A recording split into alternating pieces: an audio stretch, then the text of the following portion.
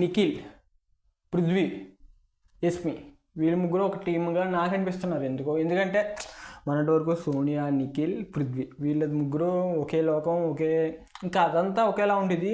ఎప్పుడైతే సోనియా వెళ్ళిపోయిందో ఆ క్లాన్లో యస్మి ఒకటిగా ఉంది, అంటే లేడీస్ కేటగిరీలో.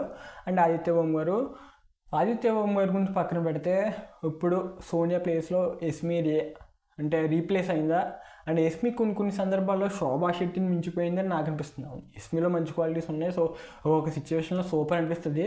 బట్ ఒక్కొక్క సిచ్యువేషన్లో మరీ ఇంకా దారుణంగా వెళ్ళిపోయినప్పుడు కొంచెం బాగా అనిపిస్తుంది. ఎందుకంటే శోభా శెట్టిలాగా అలా రియాక్ట్ అయిపోతుంది ఏంటి, మరీ ఎంత ఓవర్దా తను కూడా. And moreover Prithvi versus Nikhil నామినేషన్స్లో కూడా మనోడు ఇలాగ మాట్లాడడం అగ్రెసివ్, వాళ్ళిద్దరు ఏదో పడ్డారు, సో మ్యానిపులేట్ చేస్తున్నావు. సో నాగమణికంటే నిజంగానే మ్యానిపులేట్ చేశాడని మీరు అనుకుంటున్నారా?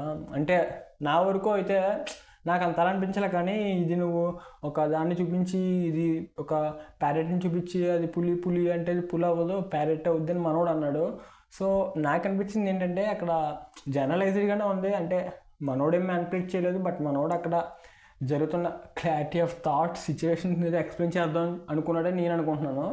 సో మీకు ఎలా అనిపించింది? అసలు మళ్ళీ సోనియా ప్లేస్లో యస్మి వచ్చి మళ్ళీ ఇలాగే ఉంటుందా, లేకపోతే క్లయింట్స్ మారితే బాగుండు అనుకుంటున్నారా? నేనైతే క్లయింట్స్ మారితే బాగుండు దేవుడా అనుకుంటున్నా. సో చూడాలి ఏమైద్దో మరి.